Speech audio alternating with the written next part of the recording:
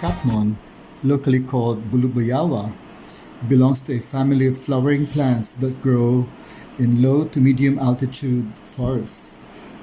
The tree is endemic to the Philippines and it can be found on various islands in the country from Luzon to Mindanao.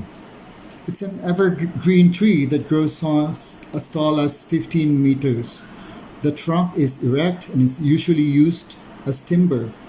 A red dye is also obtained from the bark. Katmon fruits are also known as elephant apples. Taste like green apples and are usually used as souring agent in most Filipino dishes because of its juiciness and acidity.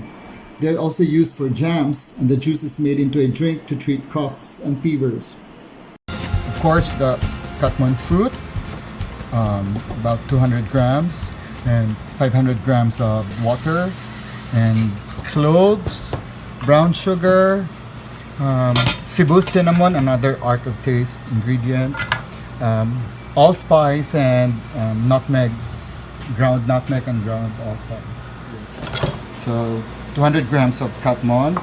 And why it's a good alternative to apple cider, because Katmon, the fruit, it tastes almost similar to green apple, and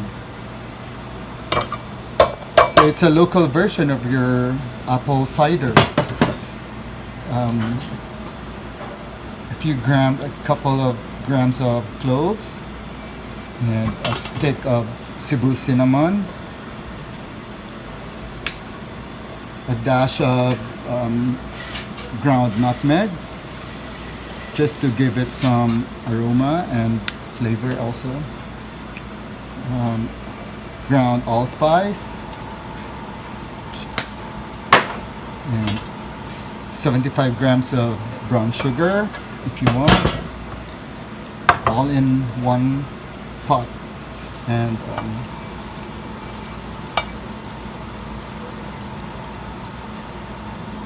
you can use all of your 500 gram water or just enough, and boil it for and let it cook and simmer and let all the flavors and the aromas infuse into the mixture.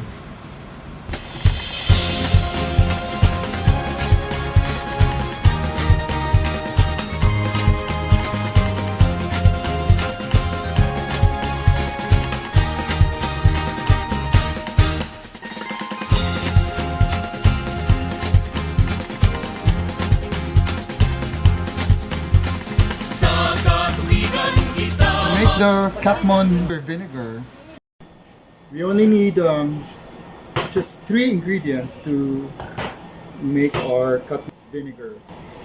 It's so basic, and because we let the nature takes its course in making the vinegar. So we have here 100 grams of Katmon fruit to the jar, and don't use plastic jars or aluminum jars. It's safer to use a glass jar, a glass bottle.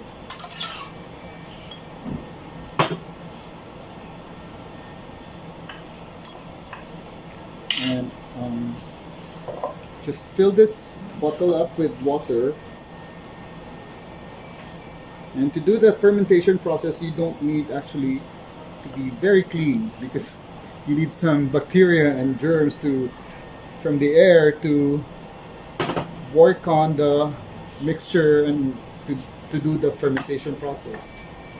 And just about 5 grams or a teaspoon of brown sugar. Stir it in. Mix it well. Cover it with a piece of muslin cloth.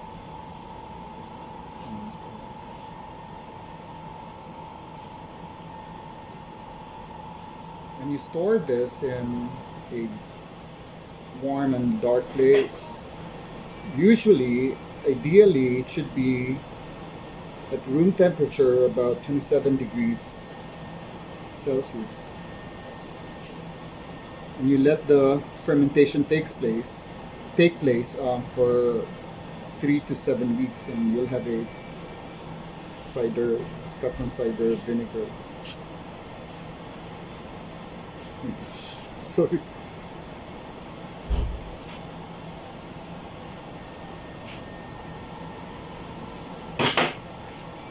Okay, you can set it aside, let the fermentation take place for 3 to 7 weeks, or even more if you want a mature vinegar, cider vinegar. And every single day you have to stir the mixture at least once a day, and you can skim off all scum if you find some on the surface of the mixture, and stir it every day for at least 5 to 7 days. This is ready for fermentation, and we let the natural environment do the fermentation. After 7 weeks of fermentation, you take out the bottle from where you're hiding your vinegar, and you strain the mixture, so you take out all the scum and all the fermented Katmon fruit. You can compost them, or so you won't waste your material, your ingredients, until you get a very clear vinegar. Here are finished product of a Katmon cider vinegar, and this has been aging for almost a year already. We started this one in January of 2020. This is how it looks.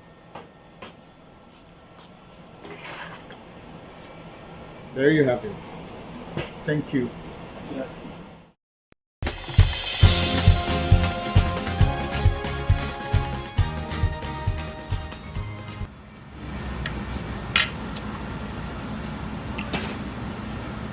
na siya murag tannin. It's